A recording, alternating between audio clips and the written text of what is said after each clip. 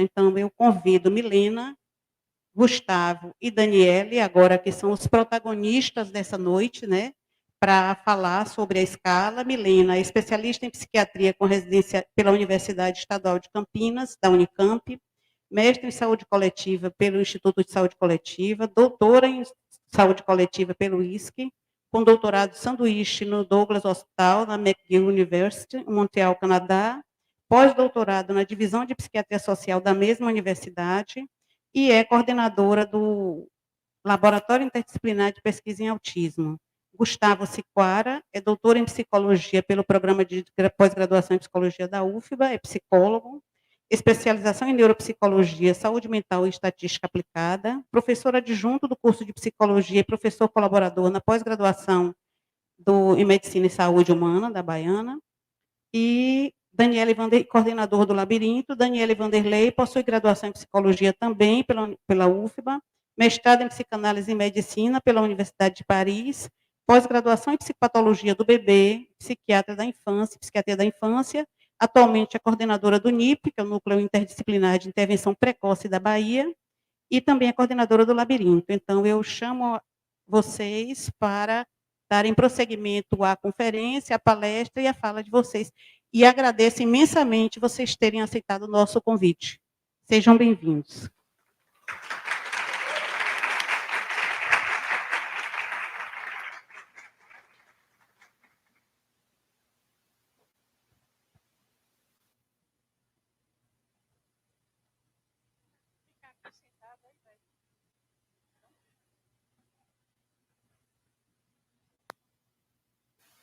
Bom, a gente, Ivete fez esse convite que trouxe muita alegria para a gente, e quando ela fez esse convite, me veio a ideia que, de fato, tem muito a ver o labirinto, a história do labirinto com a história da ápice. O labirinto, e que culmina com essa escala que a gente vem produzindo, é uma instituição, é um grupo de pesquisa que se fundou de uma necessidade da prática clínica. Então, é pela necessidade, há 20 anos atrás, de atendimento aos autistas, quando ninguém falava em autismo, e é pela necessidade de elaborar um instrumento brasileiro que possa ajudar na identificação desse transtorno de uma forma nuançada, como a gente vai apresentar aqui para vocês, que a gente começou a elaborar esse instrumento, né? Daniele Vanderlei é uma pessoa que há muitos anos vem se preocupando com essa questão do diagnóstico no autismo. Ela me chamou, sei lá, em 2006, 2008, para fazer parte da pesquisa do IRD, e aí a gente vem amadurecendo essa ideia em relação à construção da escala labirinto. E Gustavo, que se agregou a gente com essa parte de psicometria já em 2014, e a gente vem, é um instrumento que vem sendo gestado há muitos anos. Não é um instrumento que nasce de uma pesquisa recente, é um instrumento que vem sendo gestado nesses últimos 20 anos, e mais especificamente de 2014 para cá. Então, a gente tem muito essa afinidade com a ápice, porque a gente sabe o quanto a Bahia precisa de um atendimento em psiquiatria de qualidade, um atendimento que dê conta também do internamento, do atendimento de pacientes agudos, e mais recentemente a alegria de um ano para cá, que eu não sabia, eu soube agora dessa Ápice Kids, que é a possibilidade da gente ter um cuidado intensivo para crianças, que é algo que a gente precisa muito. Bom, uma coisa que talvez vocês não saibam, e que é tão ou mais importante do que isso tudo que eu falei, é que tem uma outra coisa que une a Ápice, que é Jequié. Vocês estão vendo aqui nesse painel os flamboyantes de Jequié, e tem 3 representantes aqui, uma no labirinto e 2 na Ápice, que são filhas de Jequié. Então, a gente tem muito em comum, de fato. Bom, o que a gente preparou para vocês hoje, a gente não vai se demorar muito, porque Rosa Garcia, minha mãe intelectual, já disse que não demorasse, que não amolasse a audiência, então a gente vai apresentar de uma forma sucinta, porque depois a gente tem um lançamento. Então, a ideia é nós falarmos sobre a importância da avaliação psiquiátrica do autismo e no que é que se insere essa nossa ideia da escala labirinto, desse instrumento de avaliação.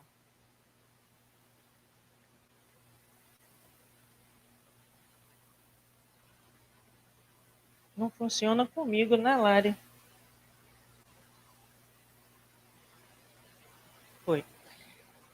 Então, isso não é do autismo, isso é comum a todo mundo que faz clínica, que é o desafio em avaliação, o desafio do diagnóstico. O desafio do diagnóstico implica entender a vivência subjetiva, que é única, que é extremamente particular, que é fruto de uma história que é contada pelo paciente para a gente, mas também é fruto da nossa observação clínica, né? Eu coloquei aqui uma observação clínica arguta, porque a observação clínica é algo difícil. A gente identificar as nuances, a gente identificar as particularidades de cada paciente, juntar isso com a história, é um processo que exige realmente muita argúcia. Para a gente construir o futuro, para a gente pensar na necessidade desse instrumento de avaliação, é preciso a gente conhecer o passado. O passado é sempre necessário para que a gente possa entender o futuro e talvez tentar suplantar os erros que foram feitos no passado. Essa categoria de autismo, ela nasce, sem dúvida nenhuma, com Kanner. Existe uma série de outros precursores aí, Theodor Heller, doutora Sucareva, mas quem marca o nascimento dessa categoria clínica, de fato, é Kanner, em 1943. O autismo, ele entra em 1952 e 1968, como Mara me lembrou no instante, como uma psicose da infância. Nas duas primeiras classificações do DSM, o autismo ele era classificado como uma psicose da infância. Essa passagem aqui de 68 para 80 traz uma primeira grande virada em relação ao diagnóstico do autismo, porque é quando o autismo deixa de ser considerado uma psicose. Foram estudos que aconteceram aqui na década de 70, que começaram a diferenciar o que é psicose e o que é autismo, e na década de 80 o autismo passa a ser considerado um transtorno do desenvolvimento. E é isso que permanece no DSM-4 como transtorno do desenvolvimento, e agora no DSM-5 também o autismo faz parte lá da epígrafe dos transtornos do neurodesenvolvimento e chamado agora de transtorno do espectro do autismo. Então, uma outra virada que acontece é aqui, quando o autismo era feito o diagnóstico categorial, categorias diagnósticas separadas, e agora, de 2013 para cá, no DSM-5 e na CID-11 também, a gente vem falando desse diagnóstico dimensional, que é o transtorno do espectro do autismo, deixando para trás as categorias. O autismo de Kanner é muito diferente do conceito que a gente tem hoje de autismo, porque se fala numa verdadeira epidemia de autismo, né? Eu estava falando com Mara que autismo era uma coisa rara, que a gente não via falar em autismo, e hoje, sim, é um diagnóstico que todo mundo aqui conhece alguém ou várias pessoas que têm o diagnóstico de autismo. Então, um dos fatores que eu queria chamar a atenção é que houve uma mudança no conceito de autismo.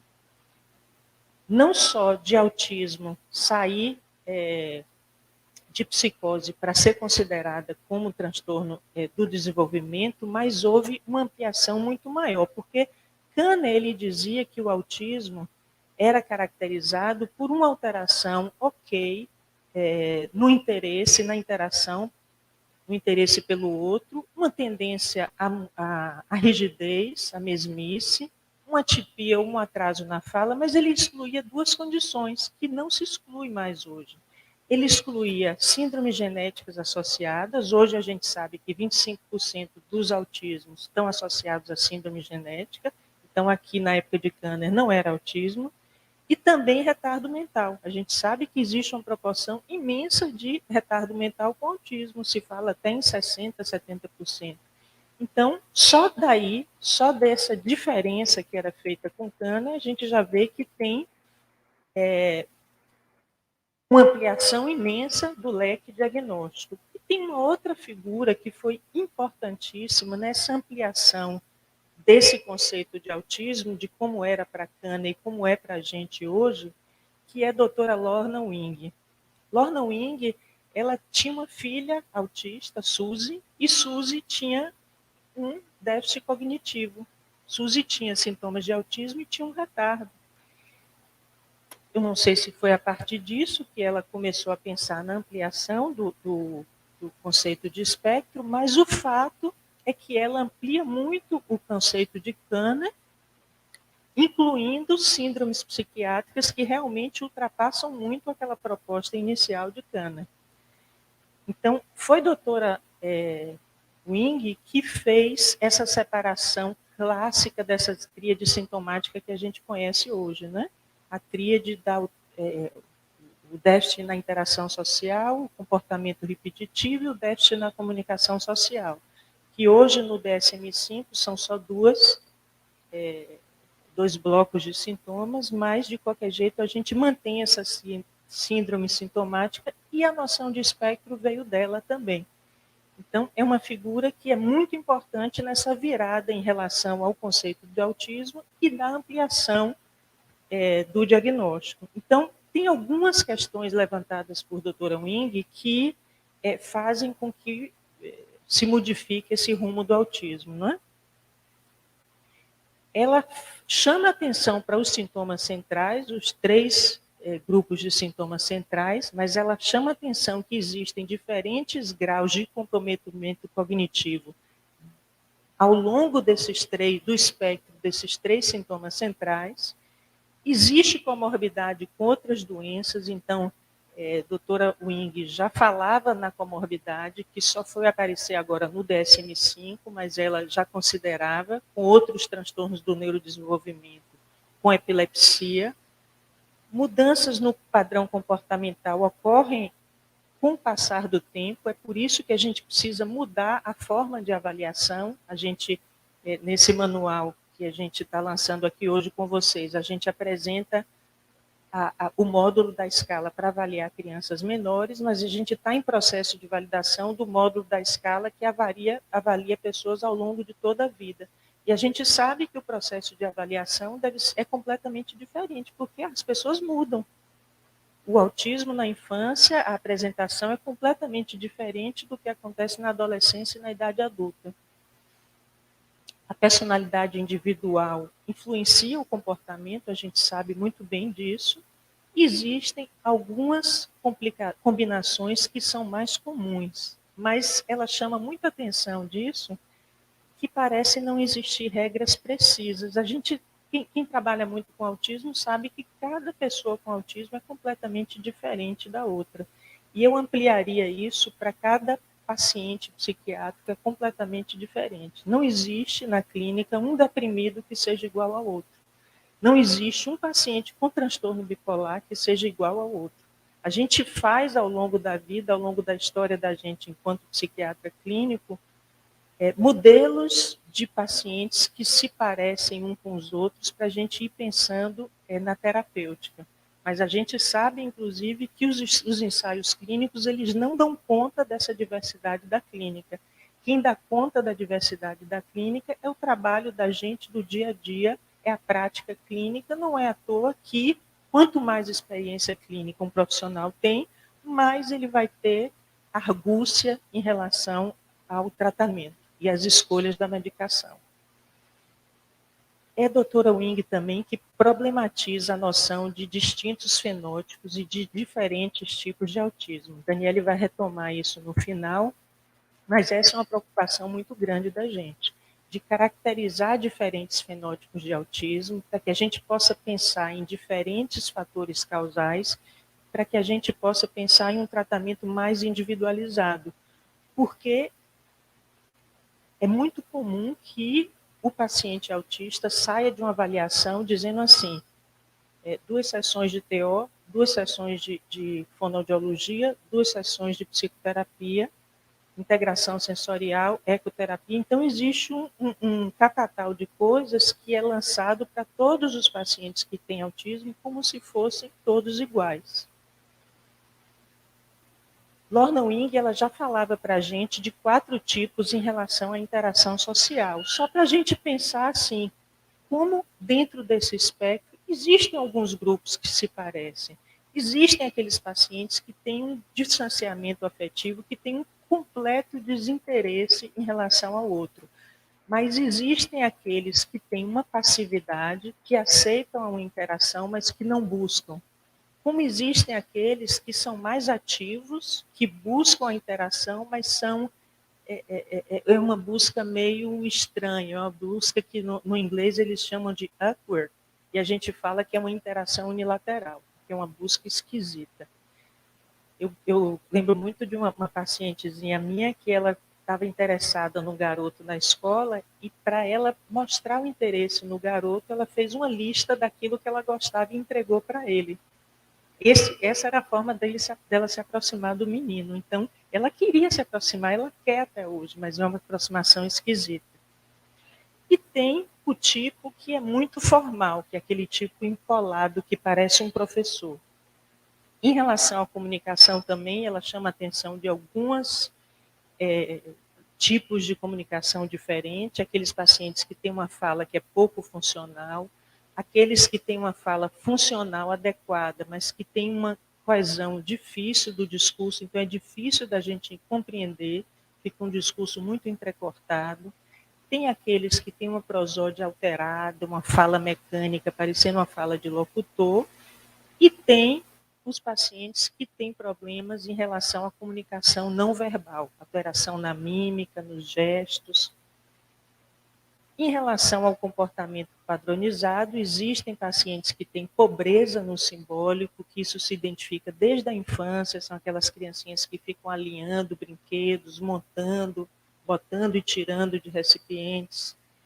Tem aqueles que têm fixação ou preferência em impressões sensoriais, luzes, objetos que giram, sons. Aqueles que têm rotinas repetidas, com dificuldade de funcionar fora da rotina, então, quando muda o caminho de casa, é uma crise, quando muda o tipo de refeição, é uma crise. E tem aqueles que têm interesses proeminentes e fora do padrão sociocultural, não é? Como o cara que produziu esse iPhone que está acabando com a vida da gente, não é? Que era um autista de alto rendimento, se focou nesse negócio e produziu uma coisa que Mara reclama, que muda a vida de todo mundo, mas ela está ali penduradinha no dela, né, Mara? O autismo passa a ser um transtorno do desenvolvimento, exatamente nessa mudança do DSM-3 para o DSM-4. No entanto, essa mudança não é sem debate, não é sem discussão. Se questiona muito essa passagem do diagnóstico categorial para o diagnóstico dimensional em psiquiatria. Porque a gente tinha na CID-10 e no DSM-4 essas categorias aqui, não é? O autismo típico, o autismo atípico, a síndrome de Asperger, o transtorno desintegrativo, a gente tinha as categorias nosológicas separadas. Aí, alguns pesquisadores começaram a achar que não existia limites bem definidos entre essas síndromes, que não existia uma separação de fato, que deveriam, portanto, ser tratadas como o mesmo transtorno. E aí é que vem essa mudança para transtorno do espectro do autismo, que agora a gente simplesmente classifica em leve, moderado e grave, que é essa separação que aparece aqui no DSM-5, não é? Os sintomas do grupo A, que são interesses restritos do grupo B, interesses restritos e comportamento repetitivo, e do grupo A, alteração na interação e na comunicação social. Então, esses critérios variam, cada um deles em relação à gravidade dos sintomas, e aí, no geral, os pacientes são classificados em leve, moderado e grave.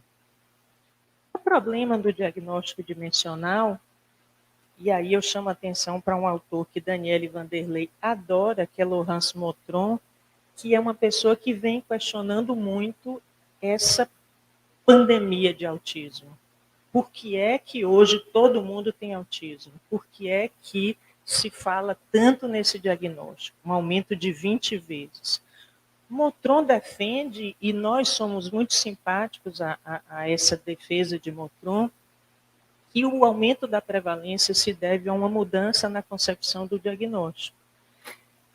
E ele chama atenção também que a fragmentação do fenótipo de autismo em traços de autismo resultou na identificação de traços de autismo em quase todas as doenças psiquiátricas. Então, a gente recebe hoje, comumente eu recebo para avaliação pessoas com fobia social dizendo que são autistas, pessoas com depressão crônica dizendo que são autistas, crianças com alteração sensorial, Ana Marta está aqui para não me deixar mentir, que tem alteração sensorial, que tem desregulação do humor e que se parece com autismo. Então, todas essas pessoas estão entrando no diagnóstico de transtorno do espectro do autismo. E ele chama atenção também, Motron de novo, que uma única categoria diagnóstica que englobe tanta heterogeneidade termina criando um problema para a gente. Porque vai ficar uma massificação de tratamento, porque vocês sabem que hoje a aba virou uma fábrica de de entrar na justiça, não é? Todo mundo tem que fazer aba, se não for aba, não é tratamento para autismo. Então, existe todo um processo de massificação do autismo, uma comercialização, que transforma essa entidade numa coisa única, como se todo mundo precisasse do tratamento igual. Então, a gente não vê vantagem nisso. Traços de autismo podem não ser autismo quando são extraídos da composição com outros traços. Nós todos temos traços de autismo aqui, por exemplo, né? Alguns mais, outros menos, mas certamente todos temos traços de autismo. Como todos temos traços de déficit de atenção, a gente tem, não é, Rosa, traço de toda doença psiquiátrica. Rosa Garcia explicava sempre isso a gente. Eu dizia, Rosa, lendo Henriette, mas isso aqui, esse sintoma aqui, eu tenho também, Rosa. E ela dizia para a gente, Milena, todo mundo tem traço de doença psiquiátrica. Doença psiquiátrica é uma constituição sindrômica, é preciso ser avaliada em conjunto. Sem analisar o conjunto de sintomas, a presença dos sintomas do espectro do autismo pode se dever a uma outra condição médica. A gente tem que considerar a qualidade dos sintomas. Isso é uma coisa que Daniele chama muita atenção. O paciente não interage. Mas não interage porque o deprimido não interage. O paciente não fala, ele fala frases curtas, mas o deprimido não fala. O deprimido se comunica muito pouco. Então é preciso se observar a qualidade e o contexto dos sintomas. Uma diferenciação fenotípica ela é muito importante para programar as intervenções. A escala labirinto, ela pretende contribuir para alguns aspectos. Primeiro, permitir a avaliação da interface diagnóstica do autismo. A interface diagnóstica diz respeito tanto a gente identificar comorbidades, quanto a gente fazer o diagnóstico diferencial. Interface do autismo com o TDAH, interface do autismo com o transtorno disruptivo da desregulação do humor. O paciente tem autismo e tem TDAH, ou é um TDAH mais grave que se parece com autismo? Então, a proposta da escala é a gente avaliar os sintomas centrais do autismo, mas também os sintomas associados que mais comumente aparecem no autismo, para que nos ajude a pensar o diagnóstico diferencial.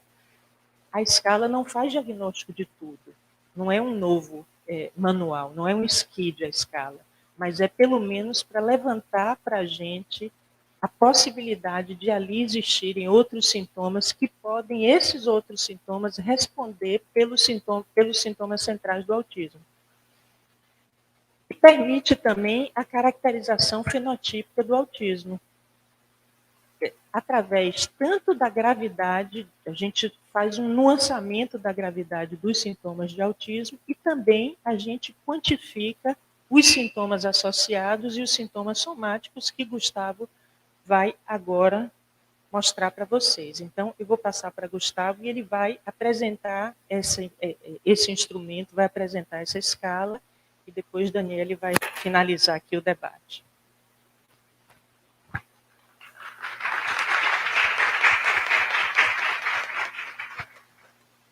Boa noite. Boa noite a todas e todos. Para mim é um prazer estar aqui, Milena, com Daniele, pela primeira vez, né, um lançamento presencial da Escala Labirinto.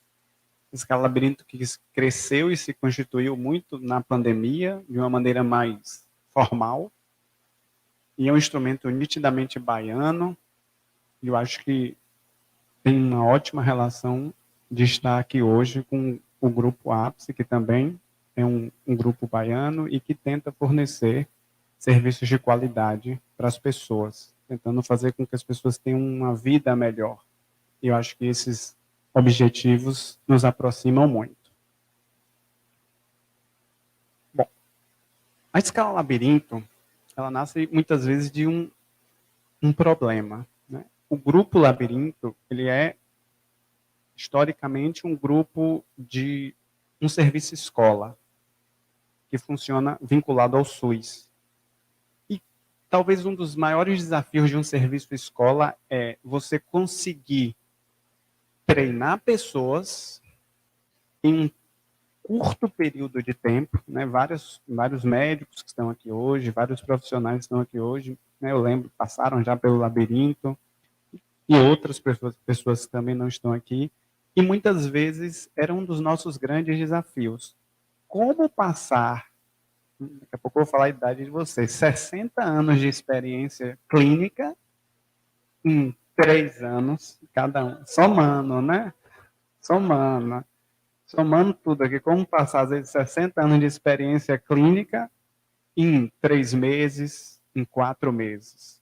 Então, a escala labirinto, né, entre outras coisas, mas essa é uma das questões que nos motivou a tentar criar um instrumento padronizado de 3 pessoas com formações tão diferentes, né, Milena, psiquiatra, Daniele Vanderlei, psicanalista, eu, neuropsicólogo, com visões diferentes, tentam se debruçar sobre um instrumento que deva ser utilizado no SUS, que deva ser de fácil acesso, acessível, barato, que muitas vezes é muito diferente de vários outros instrumentos de diagnóstico que a gente tem disponíveis hoje. Então, eu acho que esse contexto foram alguns dos elementos que nos motivaram a tentar construir esse instrumento, que eu tenho certeza que muitos aqui já conhecem, outros talvez menos, que é a escala labirinto. Então, esse daqui é o nosso artigo de validação da escala de 2 a 4 anos, que já está publicado. E tentamos superar muitos desafios que Milena trouxe aqui para o diagnóstico. A gente queria muito mais do que uma escala que as pessoas lessem e preenchessem. Esses sintomas, eles precisavam ser contextualizados. E para isso, a gente propõe tarefas para a criança. A gente propõe jogos, a gente propõe brincadeiras, e a gente propõe o que deve ser observado diante daquele contexto. Porque, como Milena colocou muito bem, todos esses sintomas, eles precisam ser contextualizados. Eu não posso simplesmente perguntar, às vezes, para o paciente, ele me dizer, e eu, a partir disso, fazer uma interpretação. É importante, no caso da escala labirinto, que você tenha esse momento. Em alguns momentos, claro, o informante é importante, sem dúvida nenhuma. Mas o que a gente quer ver é essa avaliação contextualizada, é esse sintoma contextualizado naquele tempo que a gente tem ali com a criança. E isso, claro, de uma forma acessível. Então, um outro elemento que nos mobilizou muito no desenvolvimento da escala labirinto é tentar estabelecer uma linguagem comum. Então, quando vocês vão ver a escala labirinto, vários itens a gente tenta definir cada coisa que a gente está chamando. É isso que possibilita com que pessoas de formações tão diferentes consigam conversar e consigam discutir um caso. A gente tem itens sobre interação social, então a gente tem que definir minimamente no instrumento o que é que a gente está chamando de interação social. porque é isso que vai possibilitar com que a gente converse, é isso que a gente tem visto nas nossas reuniões online, nas nossas discussões de casos online, pessoas do Brasil todo com diferentes formações, fonoaudiólogos, fisioterapeutas, enfermeiros, psicopedagogos, psicanalistas, psiquiatras, neuropediatras, conversando, e é uma coisa que Milena sempre fala, vamos ler a epígrafe. Em vários momentos ela fala, olha, mas eu acho que ele se comportou assim. Tá, você acha que ele se comportou assim, eu posso achar que ele se comportou de uma outra maneira, mas o que a gente está olhando aqui é aquilo que a gente está chamando, que o instrumento está se propondo, porque é a epígrafe. E a gente queria agregar nesse instrumento toda a expertise da descrição de sintomas, como eu acho que Milena tem um conhecimento muito grande nessa parte, mas ao mesmo tempo a gente queria trazer a especificidade, a personalização daquele caso, que eu acho que está muito presente na formação de Daniele, que é psicanalista. E ao mesmo tempo, utilizando um pouco da matemática, da estatística, para tentar trazer o melhor desses mundos para apresentar esse instrumento aí, que é o que a gente traz aqui para vocês, que é a escala labirinto. Então, a escala labirinto, ela apresenta um conjunto de atividades e um conjunto de tarefas de uma maneira acessível e descritiva para evocar comportamentos na criança. A partir do momento que a gente interage com a criança e observa os comportamentos dela, em muitos momentos a gente vai precisar anotar isso. Hoje em dia, a filmagem está sendo algo muito útil para a gente. Talvez antes da pandemia, 2, 3 anos atrás, no Labirinto, por exemplo, a gente tinha muita dificuldade de como fazer filmagens. Hoje, com o celular, você filma. Já conheço gente falando assim, nossa, mas se eu faço uma avaliação sem filmar, para mim, às vezes, já é difícil, porque é um recurso, às vezes, adicional muito bom.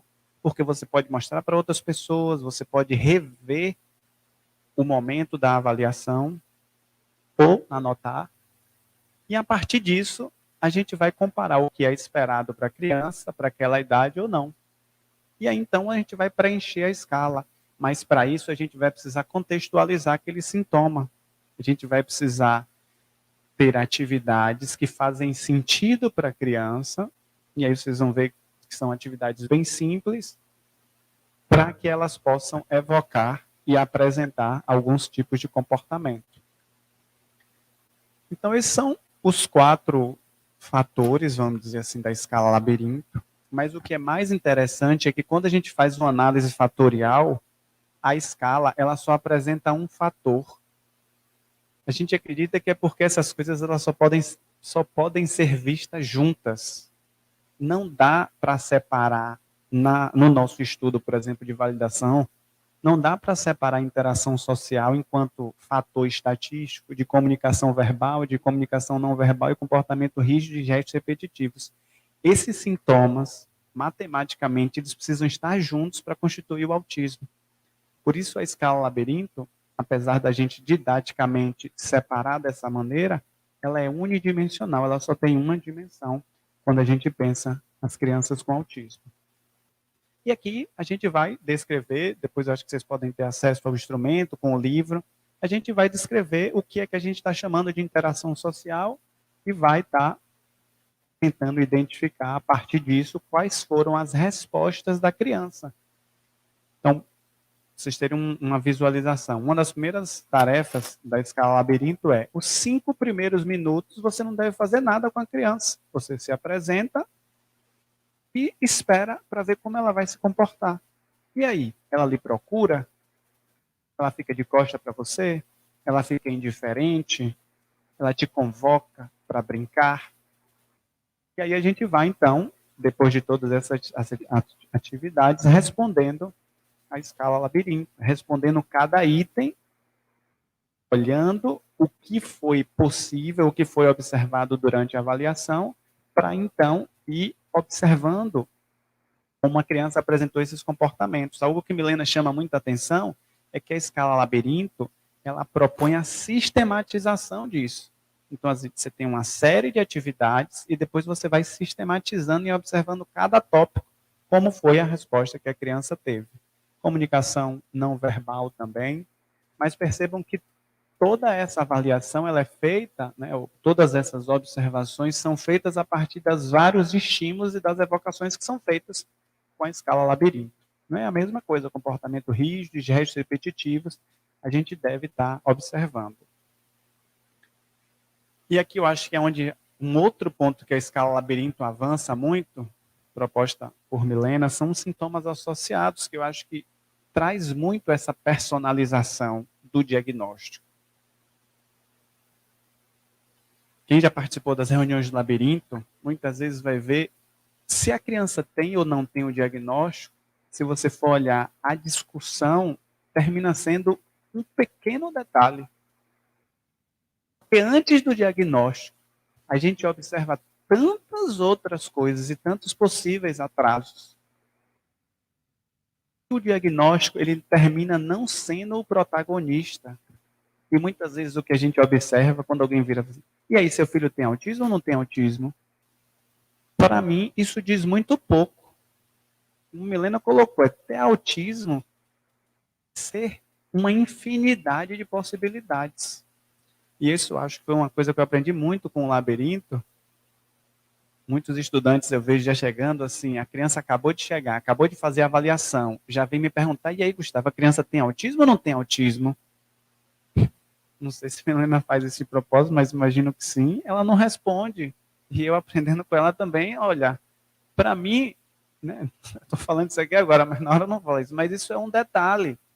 Antes dele ter autismo ou não ter autismo, a gente deve avaliar a forma que ele interagiu, se ele é uma criança flexível ou não. E aí só depois a gente vai ver se atende os critérios ou não. Hoje, por exemplo, a gente está discutindo um caso, a criança, ela não fecha os critérios para autismo, mas não quer dizer que ela não tenha atrasos no desenvolvimento. Isso vai muito além, e aí onde eu acho que vem a personalização da escala labirinto, dos sintomas centrais, e foi uma outra coisa que a gente avança muito na escala labirinto, ela tem uma pontuação total, mas ela precisa ter uma pontuação mínima em cada dimensão. Porque às vezes a criança pode ter uma pontuação muito alta em uma dimensão, um atraso muito alto em uma dimensão e no outro não. E ela precisa ter, preencher todos os critérios, como eu falei, o autismo precisa ser visto como um fator unidimensional. Então, muito do que a gente vê nesses sintomas associados é uma série de questões que muitas vezes estão presentes ou apresentam atrasos em crianças com autismo. E aí a gente consegue, como Milena tanto gosta de falar, hierarquizar os encaminhamentos, ver quais são os principais problemas ou as principais potencialidades. Então a ideia é que, além dos sintomas centrais, a gente investigue várias outras características da vida daquela criança que muitas vezes podem interferir no bem-estar dela. E aí então a gente vai estar propondo esse tratamento personalizado. E o autismo nos convoca para isso, uma vez que você tem um espectro tão grande de apresentação clínica. A mesma coisa são os sintomas associados. Isso nos propõe um relatório, que é uma ferramenta importante para os pais, para a família, um relatório muito mais individualizado, encaminhamentos mais direcionados. E aí onde eu acho que a gente faz a diferença na vida das pessoas, para pensar terapêuticas bem individualizadas. Vou passar aqui a palavra agora para a Daniele completar. Obrigado.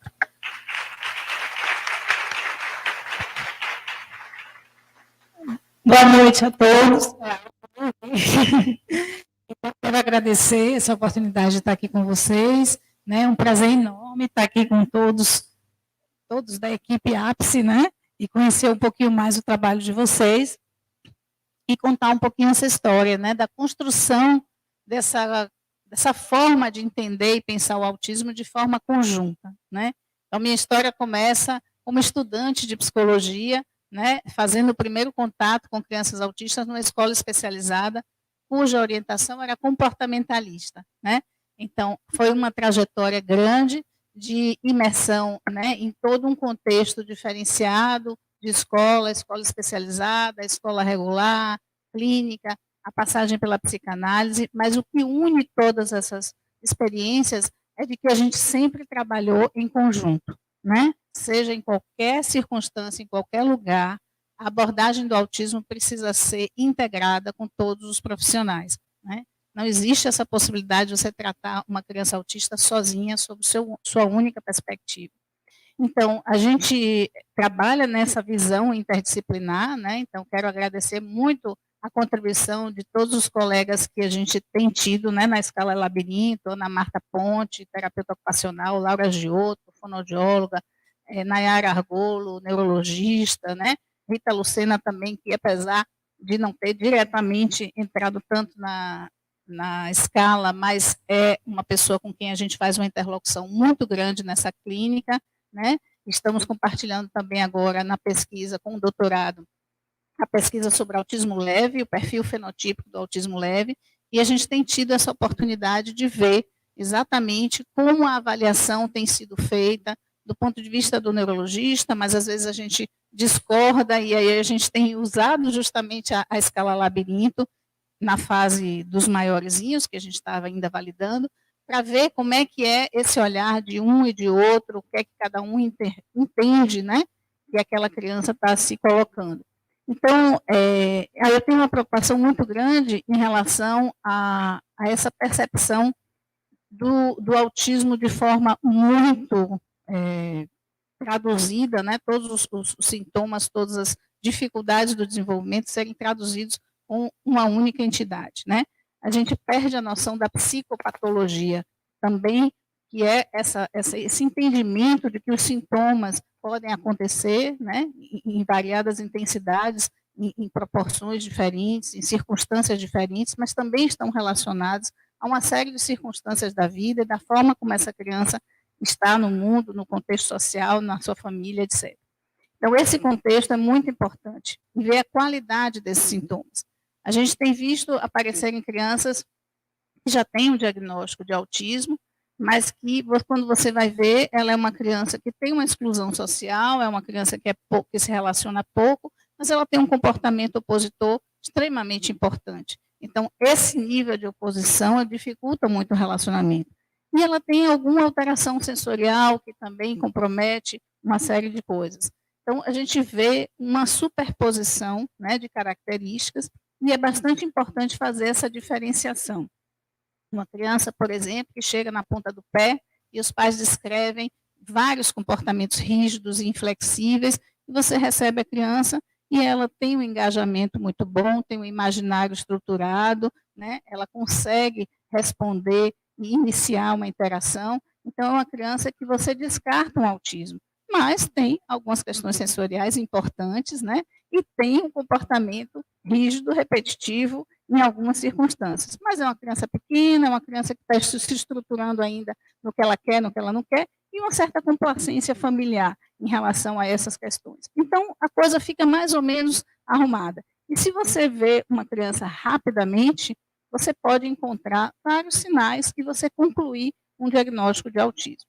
Então, eu acho que é muito importante a gente pensar esse momento histórico que a gente está vivendo, no sentido de pensar que o diagnóstico não se faz rapidamente, que um diagnóstico não se faz por uma pessoa só, né?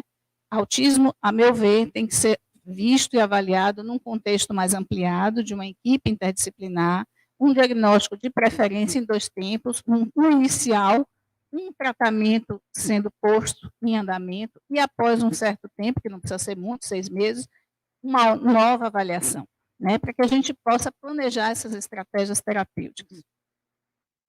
Enfim, então você vai ver crianças onde se predomina essa desregulação do humor, e com oposição você vai ver que também interfere muito na socialização, vai interferir nos comportamentos dela, né, mas não necessariamente ela preenche todos os critérios para autismo, ou ela é uma criança autista com esse perfil que vai dificultar muito e vai tornar seu tratamento mais complexo, né?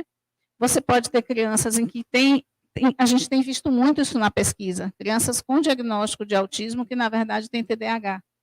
E aí, como ela tem uma forma mais dispersa, ela às vezes não fixa muito o olhar, ou ela é mais hiperativa, ou às vezes ela tem alguma alteração sensorial, ela pode ser levada a ser considerada como uma criança autista. Mas um perfil é mais de hiperatividade, por exemplo. Ou você tem crianças que predominam a dificuldade de comunicação. Crianças que você vê que tem principalmente na pandemia, a gente viu muito, atraso de linguagem, mais um grande interesse em letras, números, né, línguas estrangeiras e algumas alterações sensoriais, pronto, já veio com o diagnóstico de autismo. E aí você vê que essa criança, com pouco tempo de intervenção, ela mesmo sem falar, ela engaja, ela se interessa, ela aceita suas propostas, ela aceita que você entre na brincadeira, né? Ela não tem aquela reação que o Kanner tanto descreveu como aquele comportamento onde o outro é visto como um intruso, né? Ela não tem isso, ela permite que você ali acrescente elementos e tal. E aí você vai ver, às vezes, uma criança com apraxia da fala, né? Ou uma criança que começa a fazer um processo de ecolalia, mas é uma ecolalia que faz parte do desenvolvimento, que ela está se apoiando na fala do outro para sustentar e organizar melhor a fala.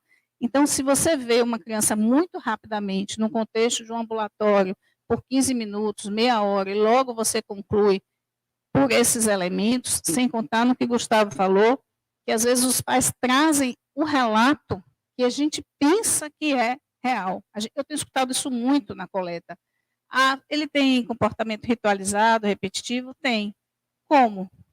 Ele gosta de levantar, escovar logo o dente, tomar logo café, não gosta de atrasar, aí gosta de fazer tudo no mesmo horário. Isso, para eles, é um comportamento ritualístico repetitivo. Tem comportamento repetitivo, alguma coisa que ele repete muito, algum interesse hiperfocado? Tem. Qual? Celular. Quem de nós hoje não está no celular? Então, se a gente for pegar comportamento hiperfoco, repetitivo, restrito pelo uso do celular ou da televisão, a gente vai ter que realmente botar a população toda, né? Então, tem esse tipo de relato, né?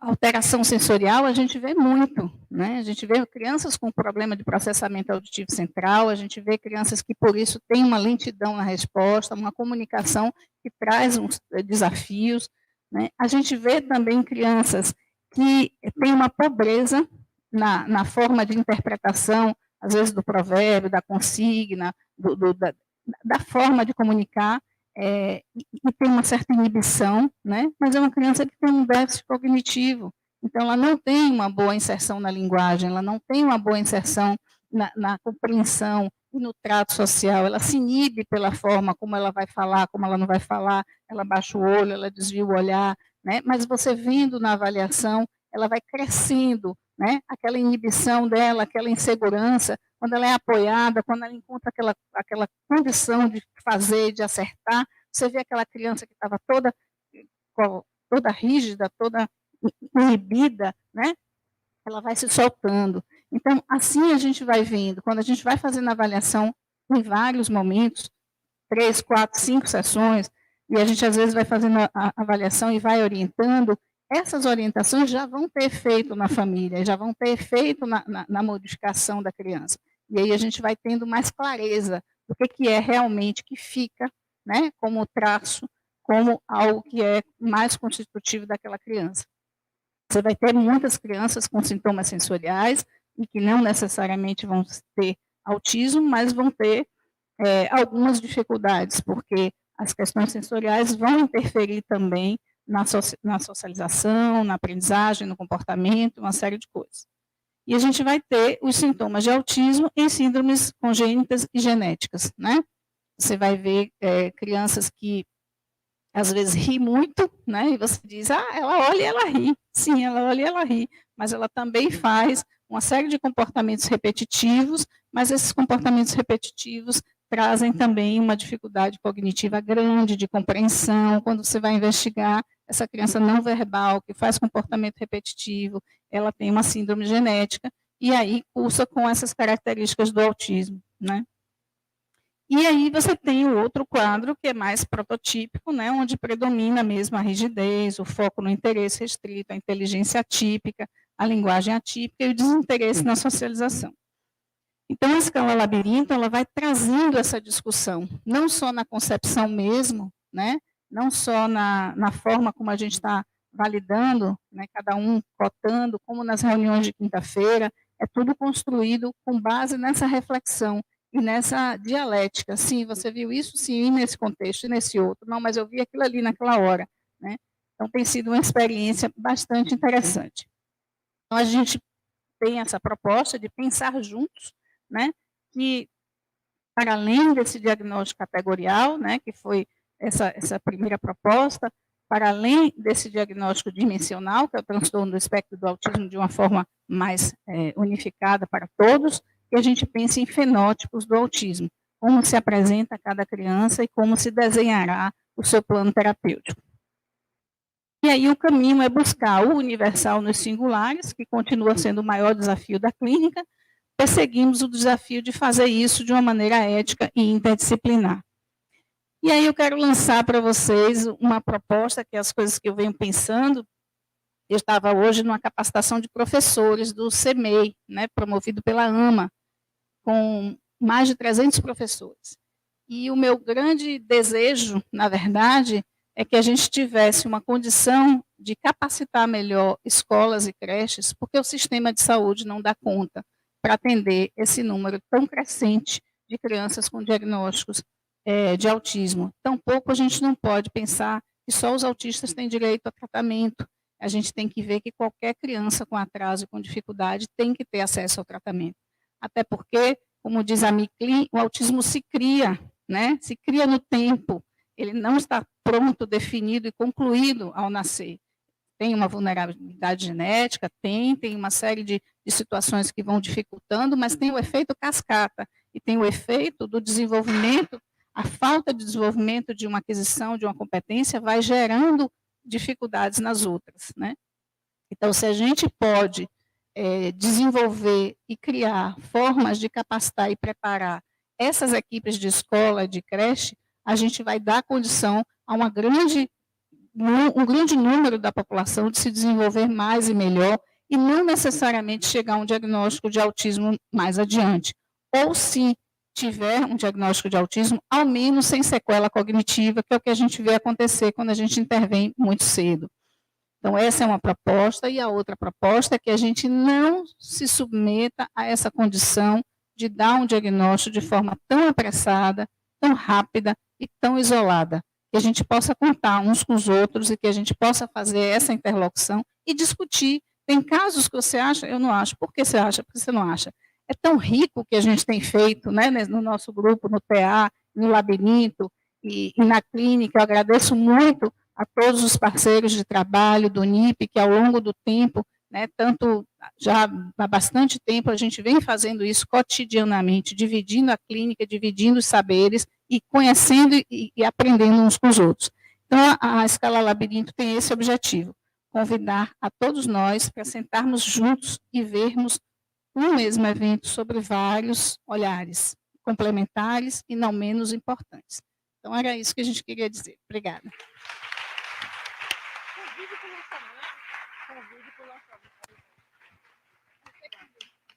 Boa noite, gente. Quem chegou agora foi a que eu vim passando, a doutora Cíntia Costa e doutor Bernardo Assis.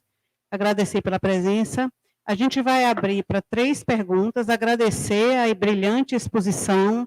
Aí a gente fica com aquela questão: é um diagnóstico delicado, que precisa ser feito ou precisa ser excluído, né? A gente tem que dar o diagnóstico quando não tem, quando tem, e saber também dizer que não é o diagnóstico quando não tem. Então, essa é a delicadeza, essa responsabilidade e também essa questão da atuação de uma equipe multidisciplinar, né? Então, acho que é muito importante, e se falou muito de não ter pressa, né, Daniela? De olhares múltiplos e não ter pressa. Às vezes a família impõe uma pressa, às vezes o profissional também impõe uma pressa. Então, a gente aprendeu lá atrás com a professora Rosa, que quando a gente não tem um diagnóstico, a gente é claro em dizer não sabemos do que se trata e vamos avaliar mais, e quando a gente tem a responsabilidade de dizer, para a gente tem que ser muito criterioso. a gente pactuou de abrir a inscrição para 3 perguntas. Me perguntem por que foi 3, eu que tive a ideia de ter 3. Então, é o número aí que eu escolhi, para a gente não ficar sem interlocução. Logo depois a gente vai para o lançamento do livro e há o momento dos autógrafos dos autores. Alguém quer falar, quer se colocar, quer fazer algum comentário? Quer falar? Alguém quer falar, fazer algum comentário? Eu vou bater o martelo, hein? Querem, doutora Mara, quer falar alguma coisa? Ivan, Tati, Saulo? Querem falar alguma coisa? Peraí, Vitória. Oh, é a Adriana. Olá, boa noite. Eu sou a Adriana, sou psiquiatra da infância e adolescência. E eu queria, né, parabenizar. Pediram para eu levantar. Acho que querem ver meu corte de cabelo. Eu queria parabenizar, uma apresentação muito boa, assim, muito estimulante, né, para quem trabalha com psiquiatria da infância e adolescência. E eu não sei as outras pessoas, mas minha vontade foi que toda a equipe que eu trabalho pudesse estar aqui, estar ouvindo, alguns colegas, principalmente, né, que dão diagnósticos apressados, enfim. E pensar, né, na verdade, eu quero realmente adquirir o livro, né, e poder utilizar, acho que vai agregar muito, mas pensar alguma coisa assim, um treinamento, alguma coisa assim que vocês podem pensar aí adiante, né, para somar, certo? É só uma sugestão. Gostei da sugestão. Algo mais?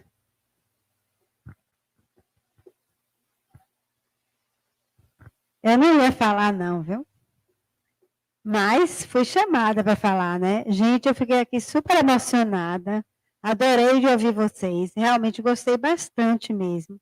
Eu senti isso, Adri, que você sentiu. É uma vontade que mais gente estivesse aqui. A gente fica muito temerosos mesmo, de ver tanto diagnóstico de autismo e só em não olhar, a criança não olha para a cara da mãe, já diagnóstico de autismo. Acho que a gente tem que pensar mais. Isso nos faz refletir que talvez esteja tendo realmente um exagero no diagnóstico, mas que, ao mesmo tempo, a gente não pode deixar de vê-los, né? E de olhá-los com carinho e com atenção.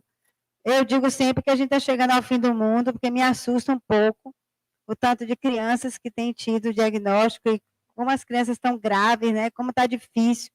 A gente está falando aqui agora, só vive pensando sobre a Ápice Family agora, porque já tem Ápice Day, Ápice In, Ápice Kids e agora Ápice Family, porque as famílias estão precisando realmente de assistência.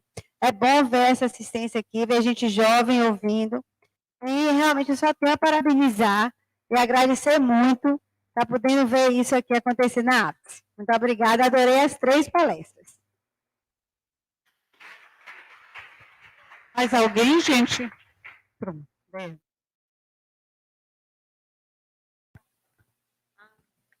Eu queria fazer só uma observação, porque a explanação fala muito da criança, né, e da escala e do diagnóstico. Eu fiquei pensando para os adultos, né, para os adultos que a gente tem, que já vêm com o diagnóstico e que muitas vezes, como adultos também já diagnosticados, também nos trazem dúvidas, né, sobre esse diagnóstico, sobre esses sintomas e como se confundem também. Então, se pensa alguma coisa sobre os adultos, né? Na rede pública, a gente tem uma dificuldade imensa, porque as crianças são atendidas nos CAPs infantis, né, quando tem o autismo, e quando elas viram adulto, os CAPs adultos, eles não aceitam, né? Eles dizem que o CAPs não está habilitado para receber adultos com autismo, né? Na rede privada, a gente também tem uma certa dificuldade, né? Então, era só uma questão mesmo. Encerradas as inscrições, tem muita gente, mas acabou, viu?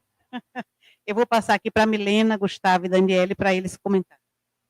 Gustavo tinha dito que podia deixar 13 perguntas, né? Mas tudo bem. Olha, tem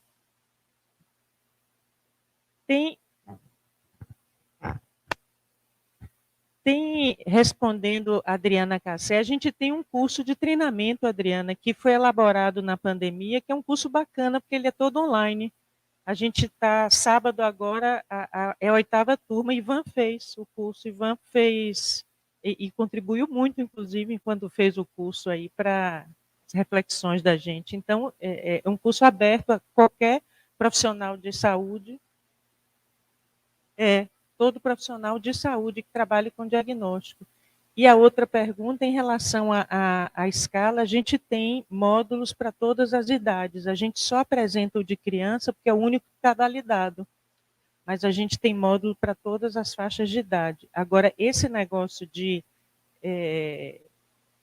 não aceitar no CAPS porque tem diagnóstico de autismo, isso realmente, assim, até pouco tempo atrás não tinha autismo, né? Esses pacientes eram tratados como psicose ou como qualquer transtorno associado que ele tivesse, né? Então não pode ser chancela para não ter tratamento, né? O diagnóstico virar chancela para não ter tratamento, ou então para só dar tratamento para autista, né? É um desvirtuamento. Como não terão 13 perguntas, estão todos convidados para o lançamento e agradecemos muito essa coparticipação aqui no evento de vocês. Um prazer enorme.